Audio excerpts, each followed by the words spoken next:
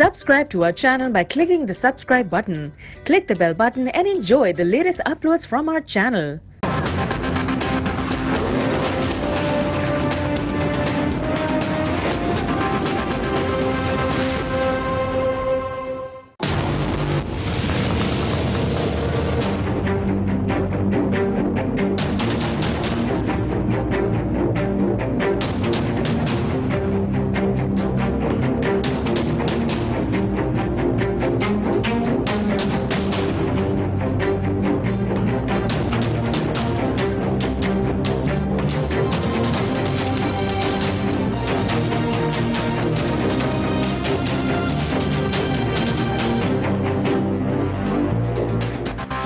बिस्मिल्लाहिर्रहमानिर्रहीम। अस्सलाम वालेकुम नाज़रीन, तकरार प्रोग्राम के साथ मैं इमरान खान हूँ। आज इंतहाई अफसोसनाक वाक़या एक मरतबा फिर लाहौर में ख़ुदकुश हमला हुआ है, एक धमाका हुआ है और उस हमले के नतीजे में 25 से ज़ायद अफराद जो हैं वो शहीद हुए हैं। और ये हमला ख़ुसूसन पुलिस वालों पर किया गया है, जिसमें ज़्यादा जो हलाक होने वाले हैं उनका ताल्लुक पंजाब पुलिस से है। इससे पहले भी लाहौर में मॉडल टाउन में कुछ अर्सा पहले एक धमाका हुआ था, मॉल रोड पे एक धमाका हुआ था जिसमें पुलिस को ही निशाना बनाया गया था। पुलिस को सॉफ्ट टारगेट समझा जा रहा है दहशतगर्दों की जानिब से। कराची में भी उन पे अटैक किया गया है, सिक्योरिटी फोर्सेस पे पेशावर में भी अटैक किया गया है और कोयटा में भी इस तरह की पुलिस के खिलाफ एक्टिविटीज़ माजी में भी हुई हैं। अभी हाल ही में दोबारा कोयटा में हमला हुआ है। ये इंतहाई अफसोसनाक सूरत हाल है। खुफिया एजेंसियों की रिपोर्ट्स मौजूद थी, लेकिन इसके बावजूद ये अखबारात में चीज़ें छप चुकी थी, लेकिन इसके बावजूद लाहौर में दहशतगर्दी का वाक़या हो गया है। सिक्योरिटी फोर्सेस नाकाम हुई इसको रोकने में। हुकूमत की तरजीहात आजकल सियासी हैं, सियासत में ज़्यादा उलझी हुई है। वज़ीर आला पंजाब के आप गुज़िश्ता 2 हफ्ते के 4 हफ्ते के बयान निकाल कर देखें तो वो पानामा केस और इमरान खान और सियासी मुखालफिन के गिर्द घूमते हैं और उनकी तरजीहात उस तरफ हैं। बहुत सारे उनके विजिट्स हैं इस्लामाबाद के, वो चीज़ों को मैनेज करने के लिए उनके अंदर फंसी हुई है हुकूमत और यहाँ पे गालिबन वो तवज्जो नहीं दे सक रही। लाहौर धमाका जो है वो अब 2 चीज़ों के ऊपर जिक्र किया जा रहा है। खैबर 4 जो ऑपरेशन शुरू हुआ है, ये धमाके या हमले जो हैं ये उसका रद्द अमल हो सकते हैं, या जो कलदम तंजीमों को मुबैना तौर पर पंजाब में छूट मिली हुई है ये उसका नतीजा हो सकता है। पंजाब में ऑपरेशन के लिए अपोजिशन और हुकूमती मुखालफिन अक्सर मुतालबात करते रहते हैं, सिविल सोसाइटी भी, और जब भी कभी ऐसा कोई इंसिडेंट होता है तो उसके बाद ये मुतालबात शिद्दत इख्तियार कर जाते हैं। मेरे साथ जो मेहमान मौजूद हैं उनमें मैं तारुफ आपको बाद में करवाता हूँ। पहले हम जो फील्ड है वहाँ चलते हैं जहाँ पे धमाका हुआ है लाहौर में, अरफा करीम टावर के पास, जहाँ पे पहले एक मंडी हुआ करती थी, सब्जी मंडी, फल मंडी और दीगर परचून की बड़ी दुकानें होती थी यहाँ पे, लेकिन अभी वहाँ पे उस तरह से मंडी एक्टिव नहीं है। फिर भी वहाँ बहुत बड़ी तादाद में लोग काम करने के लिए आते हैं, बड़ी इंक्रोचमेंट्स वहाँ पे मौजूद हैं। हमारे साथ रिपोर्टर नुमान शेख साहब वहाँ से मौजूद हैं, सीनियर रिपोर्टर हैं, आज हमारे साथ जी मौजूद हैं जी, उनसे हम बात करते हैं सूरत हाल पे। अस्सलाम वालेकुम नुमान। वालेकुम सलाम। अच्छा नुमान, ये एक ट्रेंड बन गया है, पहले भी यही हुआ था कि बाकी सूबों में अटैक हुए और फिर फाइनली लाहौर में एक धमाका हुआ था। इस मरतबा भी उसी पैटर्न से तकरीबन काम हुआ है। ये किस नौयत का हमला था, किसके ऊपर शुबा किया जा रहा है, एग्जैक्ट टारगेट क्या था और इंसिडेंट कैसे हुआ? जी इमरान, ये अरफा क्रीम टावर के करीब सब्जी मंडी है जिसके बाहर इंक्रोचमेंट में गुज़िश्ता 2 रोज़ से ये ऑपरेशन चल रहा था जो कि इंक्रोचमेंट के खिलाफ था। वहाँ पे आज 3:55 पर बताया जा रहा है कि एक मुबैना खुदकुश हमलावर था, उसने मोटरसाइकिल पे आया है वो, और आकर उसने पुलिस एहलकार जो वहाँ पे तैनात थे उनको निशाना बनाया। उसके बाद ये धमाका हुआ, जिसके बाद यही कहा गया कि ये पुलिस इसमें टारगेट थी, लेकिन क्योंकि यहाँ पे बहुत ज़्यादा लोग शामिल होते हैं जो कि इधर उधर यहाँ पे काम के लिए आते हैं, वो भी निशाना बने। तो 26 के करीब जो है वो 9 पुलिस एहलकारों समेत जो है इसमें जाँ बाग हुए अफराद। लेकिन जो अफसोस की बात ये है कि SOP जो है वो हर दफ़ा बनाए जाते हैं, उनको फॉलो नहीं किया जाता। जैसे कि मॉल रोड पे DIG की शहादत हुई कैप्टन मुबीन की, उसके बाद एक SOP बनाया गया कि पुलिस एहलकार जब भी तैनात होंगे ड्यूटी पे पहले उन्हें ब्रीफ किया जाएगा, नाकाबंदी की जाएगी उनके लिए और उनको स्पेशल कोई जगह दी जाएगी जहाँ पर वो बैठ के उतनी देर वेट करेंगे जब तक कि कुछ सामने से मुज़ाहमत नहीं होती। लेकिन ऐसा कोई SOP फॉलो नहीं किया गया। बदकिस्मती से ये धमाका ज़रूर हुआ है, लेकिन अगर मैं यहाँ पर ये कहूँ ये खुशकिस्मती भी रही है, क्योंकि हफ्ते की रात को यहाँ पर एकदम कॉल की गई पुलिस एहलकारों को। 10 SHO, 4 DSP, 1 SP और 580 जवान यहाँ पे मौजूद थे, जो कि इस इंक्रोचमेंट में ऑपरेशन के लिए आए और 3 बजे जाकर ये ऑपरेशन शुरू किया गया। उतनी देर पुलिस यहाँ पे सड़क पे मौजूद थी, उनके गिर्द ना तो कोई नाकाबंदी थी, ना उन्हें कोई बताया गया था, ना किसी एहलकार को कोई SOP दी गई थी, ना करीब स्नाइपर तैनात थे, ना उनको किसी की जगह से कॉर्डन ऑफ किया गया था। और आज भी जिस वक्त ये धमाका हुआ है उसमें भी ये खुशकिस्मती रही है कि यहाँ पे 80 के करीब जो है जवान तैनात थे और वो सड़क पार करके कुछ देर के लिए खाना खाने और चाय पीने के लिए गए थे, क्योंकि नफरी की ड्यूटी चेंज होनी थी और यहाँ पे चंद एहलकार थे जिस वक्त। अच्छा नुमान, ये आपको पता चला, ये इतना बड़ा एक्शन पुलिस को अचानक यहाँ पे लेने के लिए एकदम सबको बुला लेने की जरूरत क्या पड़ी थी? ये इंक्रोचमेंट तो सालों से है, बहुत पुरानी चली आ रही है, अभी इसको नोटिस देके स्लोली भी मूव किया जा सकता था। इतना बड़ा एकदम एक्शन करने की, सैकड़ों पुलिस वालों को वहां लाने की, एक्सपोज करने के लिए क्या जरूरत थी इमरजेंसी में?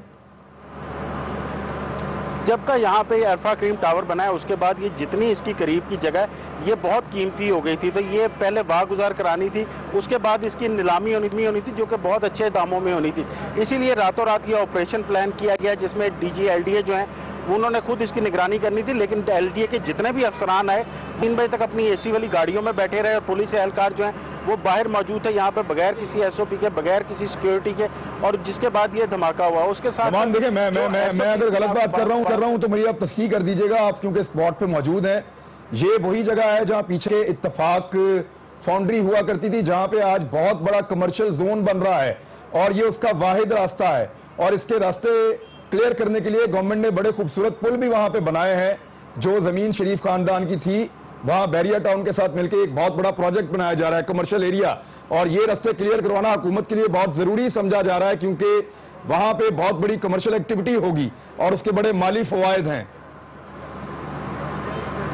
जी बिल्कुल इमरान, आप बिल्कुल ठीक कह रहे हैं। ये बागुजार ही जगह कराई जानी थी पहले, उसके बाद इसकी नीलामी करके जानी तो ये इत्तफाक फाउंड्रीज के रास्ते ही थी और यहाँ से आगे बैरिया को रास्ता मिलना था। ये रास्ता जो ये रास्ते के लिए ही जगह जो है ये यहाँ पे जो इंक्रोचमेंट के खिलाफ रातों रात एक ऑपरेशन प्लान किया गया, जिसमें पूरी डिवीज़न की पुलिस जो है और तमाम SHO तो सबको बुलाकर ये ऑपरेशन किया जा रहा था। लेकिन इसमें ना तो कोई पुलिस को पता था कि उन्होंने करना क्या है, क्योंकि यहाँ पे मेरे जो SHO दोस्त हैं उनसे बात हुई है, उनका ये कहना था कि हमें नहीं पता था, हमें सिर्फ इतना कहा गया कि नफरी लेकर यहाँ पे पहुंचे, जिसके बाद वो यहाँ पे तकरीबन कोई रात 3 बजे तक बैठे रहे सड़क पे और उसके बाद ये ऑपरेशन शुरू हुआ। अगर कहीं बदकिस्मती से ये धमाका उस वक्त हो जाता तो बहुत बड़ा नुकसान होना था, जो कि लाहौर पुलिस का ही होना था। लेकिन आज भी पुलिस को टारगेट किया गया।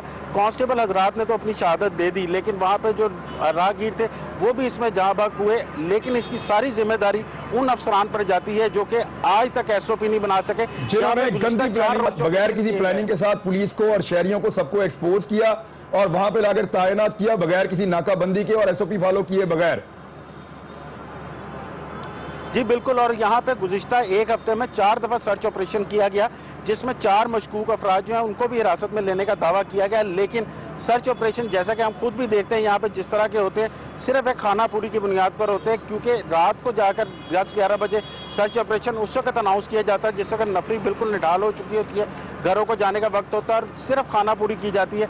किसी सर्च ऑपरेशन में आज तक लाहौर में जितने भी हुए कोई मशकूक शख्स जो है उसको हिरासत में नहीं लिया गया। अच्छा नुमान, मुझे सिर्फ ये अब फाइनली आप ये बताएं तक शहादतें कितनी हुई हैं और कितने लोग इंजर्ड हैं अस्पतालों में और क्रिटिकल कितने हैं, ये भी मुझे आप फाइनली बता दें। जी इस साने में जो है 9 पुलिस एहलकार जो हैं वो शहीद हो चुके हैं, 26 जो है अफराद वो जाँ बाग हुए हैं, जबकि 53 हजरात जो हैं वो इस वक्त जख्मी हैं, जबकि टोटल 70 थे, जिनमें से 17 को तिब्बी इमदाद देकर फारिग कर दिया गया। 53 अभी भी अस्पतालों में मौजूद है और 7 के बारे में बताया जा रहा है कि उनकी हालत इंतहाई तशवीशनाक है और हलाकतों के मजीद बढ़ने का भी खदशा मौजूद है। ठीक है जी, बहुत शुक्रिया, बड़ी मेहरबानी आपकी। फिरदौस आशिक अहवान साहिबा हमारे साथ मौजूद हैं, पाकिस्तान तहरीक इंसाफ का मौक़िफ़ देंगी। हमारे साथ सेनेटर डॉक्टर कयूम सोमरू साहब पाकिस्तान पीपल्स पार्टी का मौक़िफ़ देने के लिए इस्लामाबाद में मौजूद हैं। हमें ज्वाइन करेंगे लाहौर में डॉक्टर मुसद्दिक मलिक साहब, स्पोक्स पर्सन है प्राइम मिनिस्टर हाउस के। बहुत शुक्रिया आपका भी ज्वाइन करने के लिए, तमाम अहबाब का। मैं सबसे पहले डॉक्टर फिरदौस आशिक अहवान साहिबा, अचानक गवर्नमेंट को ख्याल आता है कि इस जगह इंक्रोचमेंट खत्म कर दी जाए फौरी तौर पे, और फौरी तौर पे जो है वो कानून की पूरी ताकत वहां पे लगा दी जाती है बगैर SOPs फॉलो किए। ये इदारे हैं या लोगों के लिए काम करने की मशीनें हैं? SHOs को नहीं पता वो कहां जा रहे हैं, DSPs को नहीं पता वो कहां जा रहे हैं, मौत के मुंह में जा रहे हैं। किसी जगह पे रास्ते में नाके नहीं लगाए गए, SOPs को फॉलो नहीं किया गया, सिर्फ इसलिए कि वो बहुत महंगी जगह वो खाली करवानी है और उसके पीछे बैरियर टाउन का और शरीफ खानदान का कोई मुबैना तौर पे उनका एक मुश्तरका बहुत बड़ा कमर्शियल जोन का मंसूबा चल रहा है, जिसके लिए बड़े खूबसूरत ब्रिजेस भी बने हैं। बिस्मिल्लाहिर्रहमानिर्रहीम। इमरान, सबसे पहले तो मैं इस अफसोसनाक वाक़े पे पूरी कौम से और ख़ुसूसन जो शोहदा और ज़ख्मी हैं उनके लवाकिन से इज़हार हमदर्दी करूँगी और उनको ये कहना चाहूँगी कि आपका जो कीमती खून इस माइंड सेट के ख़िलाफ़ लड़ते सड़कों पे बह रहा है या कीमती जानों का जो नुकसान हो रहा है, वो इस बात को इंडिकेट करता है कि आप कौम के वो सिपा सलार भी हैं, कौम के वो मोहसन भी हैं, कौम के वो बेटे हैं जो हमेशा ये मुल्क और ये कौम आपकी मकरूज रहेगी। अब बात आई कि क्या ऐसी वजूहात थी जिसकी वजह से ये सब कुछ हुआ। तो इमरान, आप देखें कि पंजाब पुलिस हो या पंजाब हुकूमत का कोई भी इदारा हो या हत्ता के वफाकी हुकूमत, ये आप इससे बड़ा अनफॉर्चुनेटली गुज़श्ता 9 सालों से, आप 5 साल पिछली हुकूमत के, 9 साल इनकी इस हुकूमत के पंजाब में और 5 ऑलमोस्ट पौने 5 साल वफाकी हुकूमत के, ये अलमिया रहा इस कौम का कि अदारों को हर जगह पोलिटिसाइज कर दिया गया। अदारों को मुस्लिम लीग नवाज का एक जैली विंग बना दिया गया और वो अदारों के सरबराह जिनको पब्लिक सर्वेंट होते हुए अवाम के जानो माल के तहफ़्फ़ुज़ को यकीनी बनाना है, वो सिर्फ एक खानदान और एक ऐसे आले शरीफ की वफादारी में इस हद तक आगे चले गए कि अब कब्जे भी उन्होंने छुड़ाने हैं, कब्जा ग्रुपों की सरपरस्ती भी उन्होंने करनी है। अब वो नेशनल एक्शन प्लान जिसके तहत दहशतगर्दों के खिलाफ जंग लड़नी थी और रेंजर्स ने पुलिस के साथ मिलके वो बैंड ऑर्गेनाइजेशंस के जो कल्प्रिट्स थे उन पे हाथ डालना था, तो वो सारी चीजें आहिस्ता आहिस्ता एक्सपोज हो रही हैं कि जब पंजाब पुलिस का जो सरबराह है, जो कस्टोडियन है, वो आप ढाकिज्म में, फेवरेटिज्म में अपने पांव पे बैठने वालों को नामजद करते हैं और फिर हाई कोर्ट उस पर नोटिस करके उन ऑर्डर्स को सस्पेंड करती है। तो जब क़यादत का माइंडसेट जो है वो इंस्टीट्यूशन नहीं होते, जब क़यादत का माइंडसेट और मकसद और मतलब और टारगेट जो है सिर्फ और सिर्फ अपनी जात तक महदूद हो जाता है, कौमी मफाद और कौमी इंटरेस्ट पीछे चले जाते हैं, तो फिर इस तरह के वाकयात का होना कोई मानी नहीं रखता। क्योंकि ये आपने देखना है कि पंजाब के अंदर नेशनल एक्शन प्लान को जिस स्पिरिट से, जिस कमिटमेंट से उस पे अमल दरामद होना चाहिए था वो नहीं हुआ और आज ये घर के किसी भेदी ने लंका ढाई है। ठीक है, आपका पंजाब से फिर वही शिकवा है जो ऑलरेडी अपोजिशन करती है। मुझे एक प्रोग्राम में शामिल करनी है, ब्रेक से वापस आते हैं। पीपल्स पार्टी बार बार कहती रही है कि इवन सिंध में जो अटैक होते हैं ये पंजाब से आते हैं। बलूचिस्तान गवर्नमेंट ये शिकवा करती रही है कि पंजाब जो है वो सेफ हेवन है। पंजाब वाले ये कहते हैं कि हमने यहां बहुत कंट्रोल किया है। मौक़िफ़ किसका ठीक है? ब्रेक के बाद वापस आते हैं।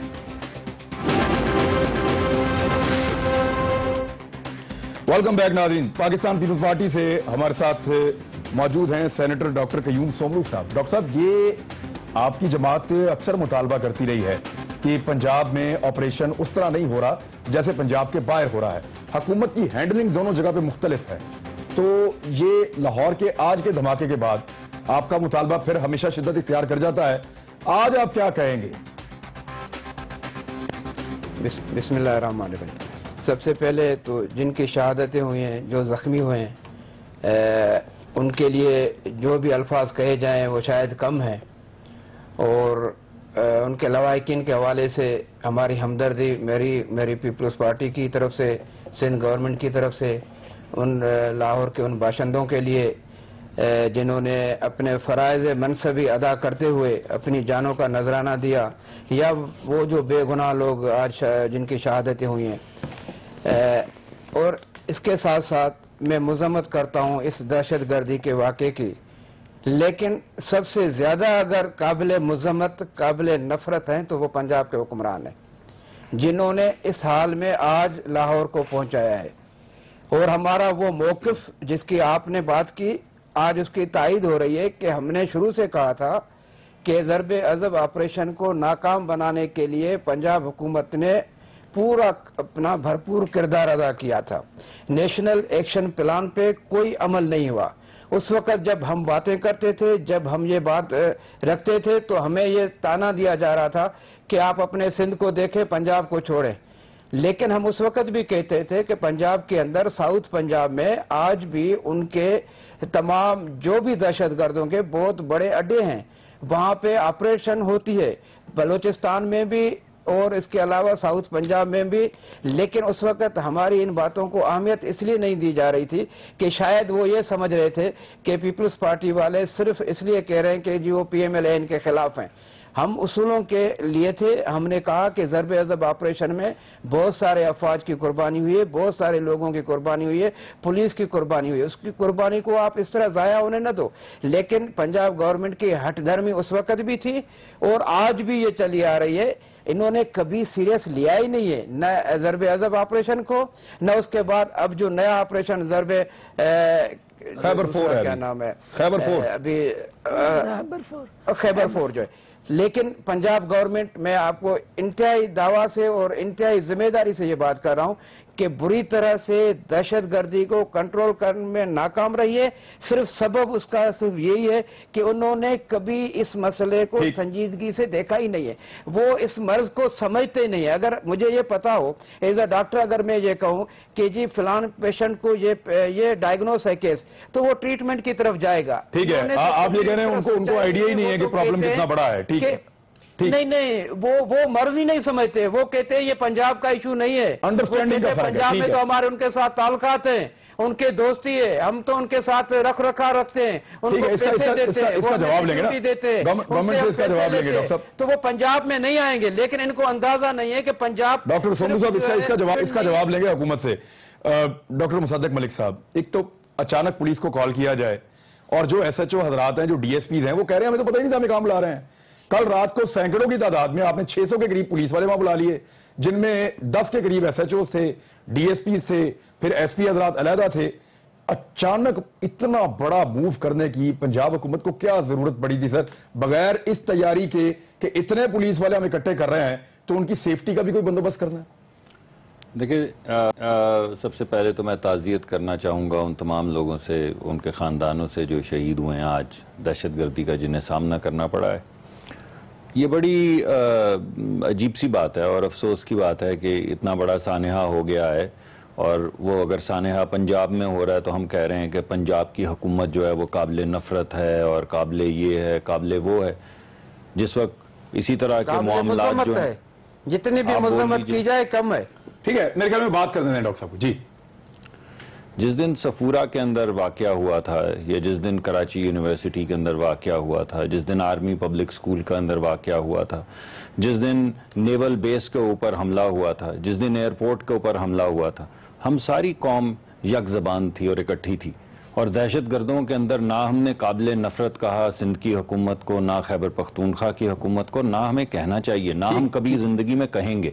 अगर किसी भी जगह पे दहशत गर्दी होती है तो हम बाजू बनेंगे, ढाल बनेंगे उस सूबाई हुकूमत की जहाँ पे कोई भी इस किस्म का धमाका होता है। और मैं ये समझता हूँ कि आज ऐसे मौके के ऊपर जब हमें पता है कि दहशत गर्दी हो रही है, हमें पता है कि दहशत गर्दी का शिकार हमारे बच्चे हो रहे हैं, तो मैं इसे सियासी रंग नहीं देना चाहूंगा। ये सियासी रंग इंतजामी तौर पे मैं वही बात सवाल ही मैंने इंतजामी पहले तो मैंने आपसे इसी वजह से इसका जवाब दिया कि मुझे अजीब सी बात लगी, मगर ठीक है, हर शख्स अपने ज़र्फ के मुताबिक, अपनी सोच के मुताबिक, अपनी पार्टी के कायदे और स्ट्रैटेजी के मुताबिक गुफ्तगू करता है। लेकिन हमने इससे पहले कहीं भी दहशत गर्दी हुई ऐसा नहीं। अब दूसरी बात पे आते हैं, इतनी पुलिस को इकट्ठा करके बगैर प्लानिंग के लाने की क्या जरूरत थी? देखें, ये बड़ा सिस्टमैटिक ऑपरेशन किया गया है। यहाँ पे सब्जी मंडी हुआ करती थी, ये सब्जी मंडी जो है फिरोजपुर रोड से हटा के काने मूव कर दी हुई है।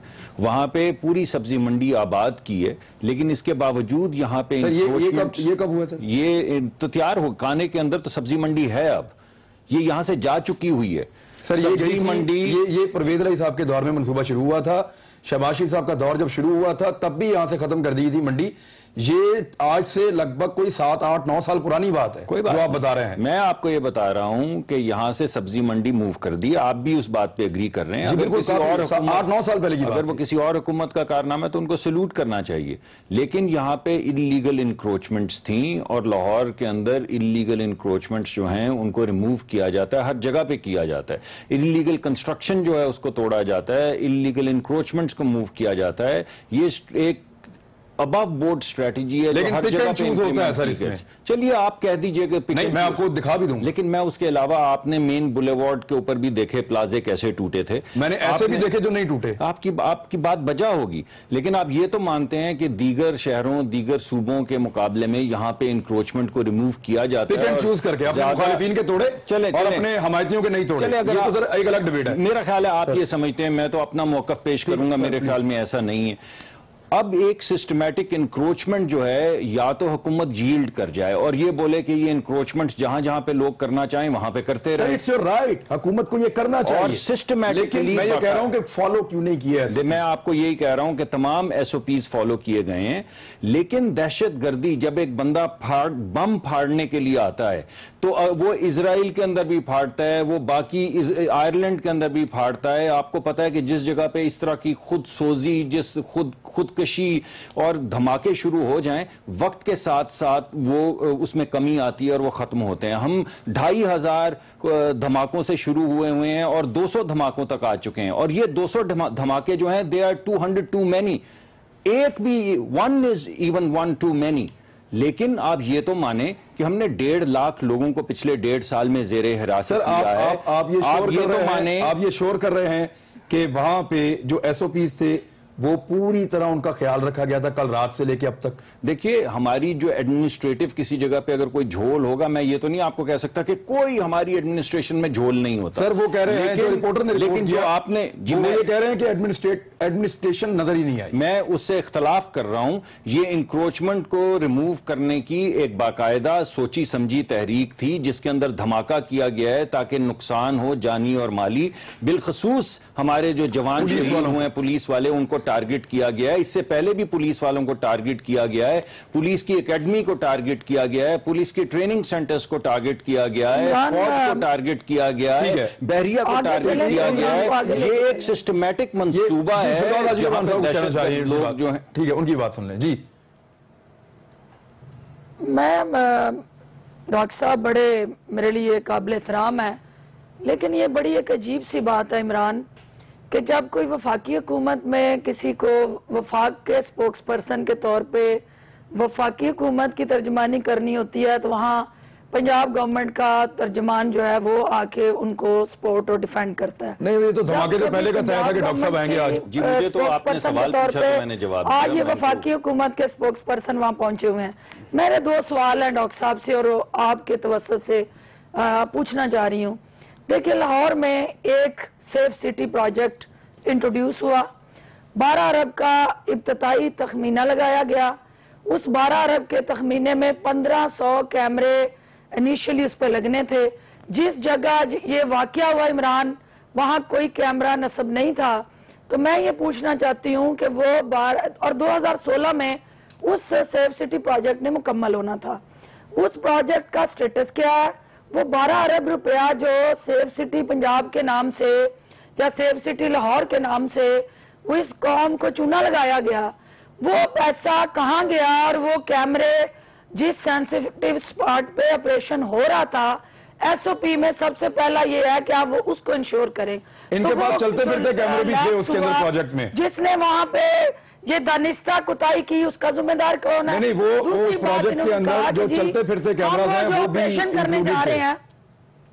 इनके पास जो गाड़ियों के ऊपर फिट कैमरा था गवर्नमेंट ऑफ पंजाब के पास, वो भी एक ऑप्शन है। ऑपरेशन जो है वो हम एनक्रोचमेंट के खिलाफ करने जा रहे थे, इलीगल कंस्ट्रक्शन के खिलाफ करने जा रहे थे। मेरा डॉक्टर साहब से सवाल ये है कि भाई उस ऑपरेशन का एंड बेनिफिशियरी कौन था? वो आले शरीफ को इत्तेफाक फाउंड्री के उस कमर्शियल प्रोजेक्ट को बेनिफिट देने के लिए पंजाब फोर्स को एक जाती मुलाजम के तौर पे क्यों इस्तेमाल किया गया?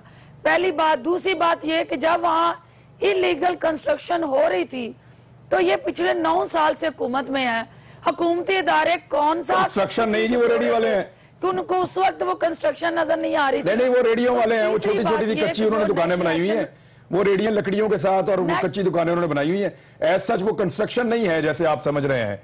मैं क्योंकि उस एरिया से गुजरता हूं और मैंने उसको अक्सर देखा है, तो मैं एक ब्रेक ले लूं, वापस आते फिर बात करते हैं। डॉक्टर साहब आपको जवाब देंगे कैमरास के हवाले से। वेलकम बैक नाजरीन। डॉक्टर मुसद्दिक मलिक साहब, ये सेफ सिटी पे आप जरा रिप्लाई जरूर कर दें।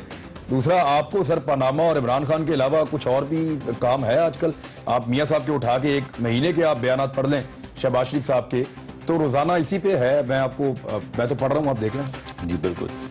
देखें, सबसे पहले तो आपको ये मालूम है कि मैं तो आपके प्रोग्राम में आता हूं जब, तो मुझे तो मालूम नहीं होता कि आप मुझसे क्या सवालात पूछेंगे। तो ऐसा तो नहीं है कि मैं किसी भी हुकूमत को, सूबाई हुकूमत को यहाँ पे रिप्रेजेंट करने आया हूँ। मुझे दुख होता है, चाहे वो सिंध की हुकूमत हो, अगर वहाँ पे दहशतगर्दी का कोई वाक़या हो, या खैबर पख्तूनख्वा या बलूचिस्तान, और मुझसे कोई भी सवाल पूछे तो मैं उस दुख का इजहार करता हूँ। सेफ सिटी पे कोई भी पूछे तो मैं यकजहती का इजहार करता हूँ। आपके पास इंफॉर्मेशन है अभी? मेरे पास सेफ सिटी के ऊपर इंफॉर्मेशन नहीं है, लेकिन मैं उसका हसूल कर लूंगा।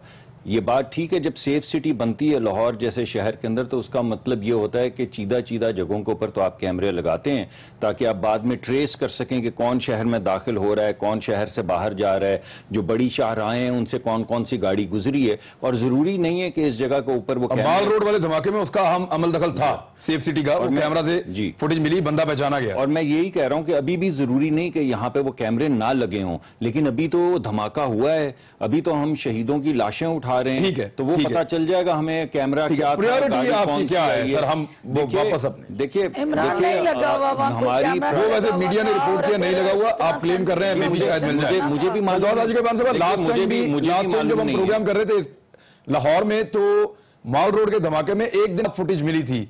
तो अभी हमें थोड़ा सा वेट कर देना चाहिए। अगर फुटेज मिले तो ठीक है, अगर वहां कैमरा नहीं है तो इनको हिसाब देना पड़ेगा 12 अरब का। जी बिल्कुल डॉक्टर साहब। दूसरी बात यह देखिए कि ये जो अभी आप जिक्र उससे पहले कर रहे थे, देखिए मुल्तान के अंदर बहुत डेवलपमेंट हुई है। मुल्तान के अंदर एक वक्त था कि वहां पे आप 2.5 किलोमीटर 2 घंटे में नहीं गुजर सकते थे। अब 17 मिनट के अंदर आप एक पुल से दूसरा पुल, जिसमें पीपल्स पार्टी ने भी बहुत काम किया है। मुल्तान नहीं, मैं आपसे पूछ रहा हूं कि आपकी प्रायोरिटी क्या है? हमारी प्रायोरिटी आपकी पॉलिटिक्स है या लाहौर और पंजाब का? देखिए हमारी प्रायोरिटीज जो है, हमारी प्रायोरिटी में सबसे पहले जो है वो तरक्की है, डेवलपमेंट और तरक्की है। और अगर आप पिछले 4 साल का खाका खींच लें तो 15 साल से ये मुल्क तारीकी में डूबा हुआ था। पहली हुकूमत है जिसने बिजली के कारखाने लगाए हैं, और बिजली का जो लोड शेडिंग है वो 4-5 घंटे तक आ गई है। इंशाल्लाह अगले साल 0 तक चली जाएगी। ठीक है, मैं आपका रिप्लाई आ गया। मुझे पाकिस्तान पीपल्स पार्टी में, क्योंकि एक टॉपिक और है उस पर भी हमें बात करनी चाहिए, क्योंकि वो मामला भी बहुत पनामा केस के बाद उठा हुआ है। पाकिस्तान पीपल्स पार्टी से मैं सबसे पहले मौक़िफ़ लेता हूं। डॉक्टर सोनू साहब, आपको लगता है कि इमरान खान साहब और मियां मोहम्मद नवाज शरीफ साहब दोनों के केसेस में मुमासलत है? दोनों केस एक जैसी नौयत के हैं। खुर्शीद शाह साहब नतीजा तो एक जैसा निकाल रहे हैं कि दोनों ही जाएंगे, लेकिन क्या ये दोनों केसेस एक ही तरह के हैं? देखें, मुझे नहीं पता, लेकिन दोनों का अंजाम एक जैसा होना जा रहा है। अंजाम ही बता रहे हैं ना आप केस, आपको लगता है दोनों का अंजाम एक जैसा होगा? एक जैसा ही केस है और एक जैसा ही अंजाम होगा। लेकिन इससे पहले मैं डॉक्टर मुसद्दिक साहब को बता दूं कि मुल्तान में तरक्की पीपल्स पार्टी के दौरे हुकूमत में हुई है। जी ठीक है, आप क्रेडिट ले लें सर उसका, लेकिन नंबर 1।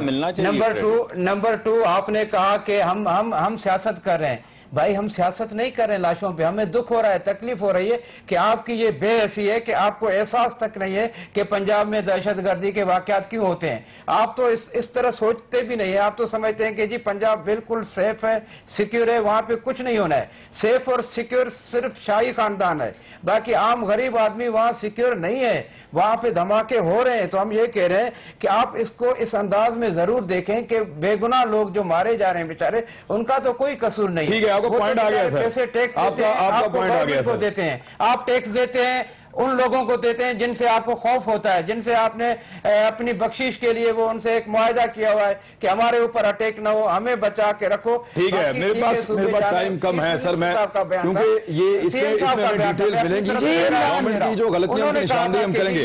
डॉक्टर फिरदौस आशिक अवान साहबा, इमरान खान साहब के और मियां साहब के केस में बिल्कुल मुमासलत है, दोनों ऐसे केसेस हैं, पीपल्स पार्टी कह रही है, और उनको नतीजा तो एक जैसा लग रहा है। इमरान, ये बड़ा इट्स वेरी अनफॉर्चुनेट, क्योंकि आज आप तीनों डॉक्टर बैठा के उनसे पॉलिटिकल पोस्टमार्टम करवा रहे हैं। तो बात यह है कि इमरान खान साहब दुनिया के वो वाहिद सियासतदान हैं जो बगैर किसी सरकारी ओहदे पे रहते हुए भी वो अपने आप को एहतसाब के लिए पेश करके इस मुल्क और कौम के सामने हिसाब दे रहे हैं। आज तक ये नवाज शरीफ और इमरान खान साहब के केस की कैसे यकसानियत और ममासलत हो सकती है कि एक जो है वो 3 दफा वजीर आजम रहा, 3 दफा वो वजीर आला रहा, पब्लिक ऑफिस कस्टोडियन और होल्डर रहा, एक जो है वो आज तक किसी पब्लिक ऑफिस के अंदर किसी ओहदे पे रहा ही नहीं। एक मुल्क के अंदर पैसे लेके आता है, एक मुल्क से पैसा चोरी करके बाहर लेके जाता है। तो दोनों में ममासलत बेमानी है। ये जानबूझ के अपने केस से तवज्जो हटाने के लिए, अवाम को गुमराह करने के लिए ऐसा बेबुनियाद प्रोपेगेंडा किया जा रहा है। लेकिन ऐसे झूठे बेबुनियाद प्रोपेगेंडों से अवाम इनकी चालू में नहीं आएंगे। ठीक है। अपने मैनेज्ड मीडिया हाउस और कुछ थैलेबाजी के जरिए ये तासर क्रिएट कर रहे हैं कि ये दोनों मुकदमे एक ही नोयत के हैं। तो मैं ये इस सोच की भी मजम्मत करती हूँ और ये बावर कराने की जो कोशिश है वो अवाम नहीं मानेंगे। अवाम सर्टिफाइड इंटरनेशनल डिसाइड करेगी। ठीक है। और इस कौम का हीरो कौन है? हीरो और जीरो का मुकाबला ही नहीं है। चलें, जिसने पूरी दुनिया में, ठीक है, आप नहीं समझती कि दोनों केसेस में कोई ममासलत है। मुझे ठीक है, मुझे एक ब्रेक लेने दें, मैं ब्रेक लेके वापस आता हूं। डॉक्टर साहब, एक पब्लिक ऑफिस होल्डर है और एक पब्लिक ऑफिस होल्ड नहीं किया हुआ, क्या दोनों के केसों में मुमासलत हो सकती है? मियां साहब पे इल्जाम है कि जब 90s के दौर में उनके पास इक्तदार था, उस दौर में उन्होंने असासे बनाए हैं जिसकी इंक्वायरी हुई है। इमरान खान साहब पे इल्जाम है जब वो क्रिकेट खेलते थे उन्होंने बाहर जो पैसा कमाया था उससे उन्होंने फ्लैट बनाया था। क्या ये दोनों मुमासलत रखते हैं? आप ब्रेक के बाद वापस।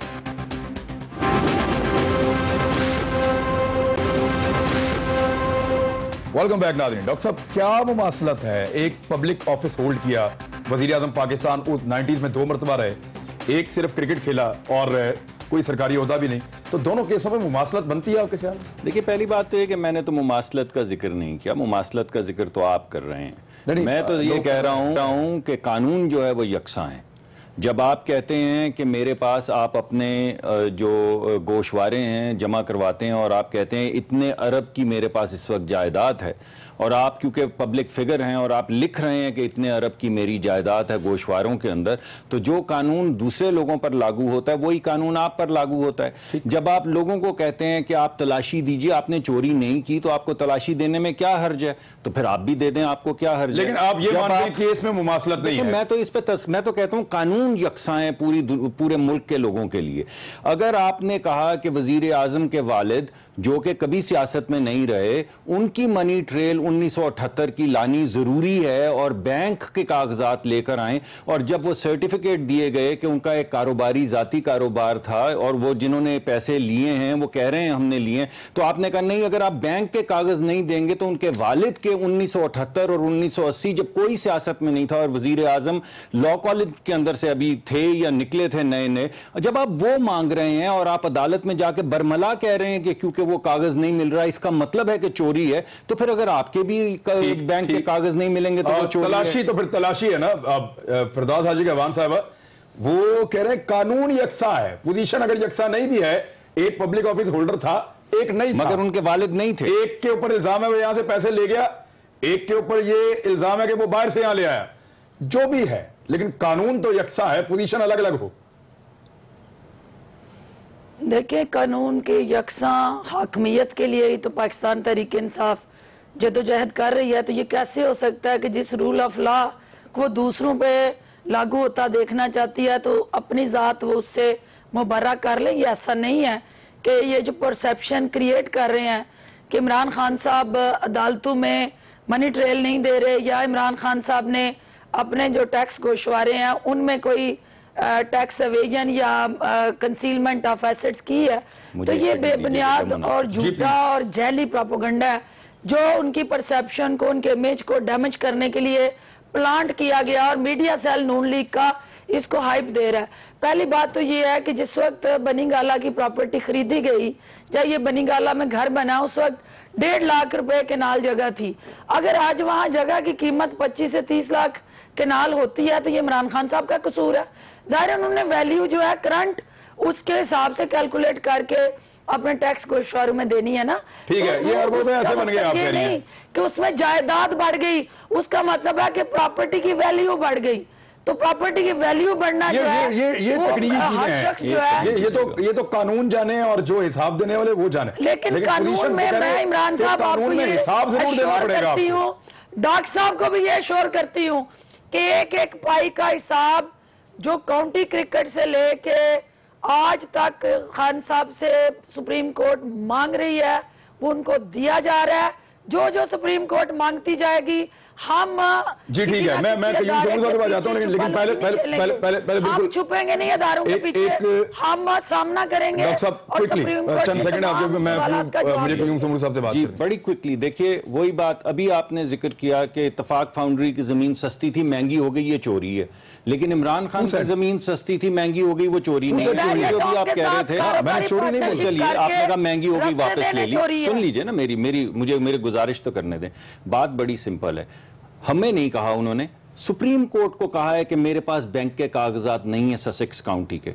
अगर ससेक्स काउंटी के ऊपर अभी तो फ्रांस ने हमला किया नहीं है, ये काउंटी 100 साल पहले भी थी और अब भी है, उसके बैंक अकाउंट भी हैं, चले मान लेते हैं उनके पास अकाउंट नहीं, लेकिन खान साहब सिटी बैंक के जरिए स्टैंडर्ड चार्टर्ड के जरिए जो पैसे वसूल करते थे अपने बैंक को बोलें कि 10 साल की जो ससेक्स से पैसे आए वो लिख के दे। देखिए हमने खत और सर्टिफिकेट दिया तो गलत, और इन्होंने खत और सर्टिफिकेट दिया अगर कैरी पैकर का या ससेक्स काउंटी का तो वो सही। अगर पीपल्स पार्टी को लगता है कि आपकी जमीन महंगी हो गई तो वो सही, और हमारी जमीन महंगी हो गई तो वो गलत और चोरी, ऐसे नहीं हो सकता। ठीक है, आपको मुझे पीपल्स पार्टी से बात करना है। ये समरू साहब आपकी जमात अब रैलियां निकाल रही है और वो कहते हैं ट्रॉफी लेने आ गए हैं, मैच तो अभी जीता नहीं सर, पता नहीं मियां साहब ही मैच ना जीत जाए, तो वो मैच तो अभी चल रहा है और ट्रॉफी लेने के लिए आप में पहले झगड़ा शुरू हो गया। देखें बात ट्रॉफी की नहीं है, बात वसूलों की है। पाकिस्तान पीपल्स पार्टी ने शुरू से ही अपना मौक़िफ़ यही रखा था और उसके बाद आज हमारे मौक़िफ़ की जो है वो सही साबित हो रहा है और सारी दुनिया उसको तस्लीम कर रही है। उस वक़्त जब हमने धरनों की सियासत से बेजारी का ऐलान किया था तो उस वक़्त भी सबको अपने औकात का इल्म था। ठीक है, पीपल्स पार्टी ने आगे आकर के करप्शन के खिलाफ अलम बुलंद किया है। ठीक है, आपका अलम करप्शन के खिलाफ है।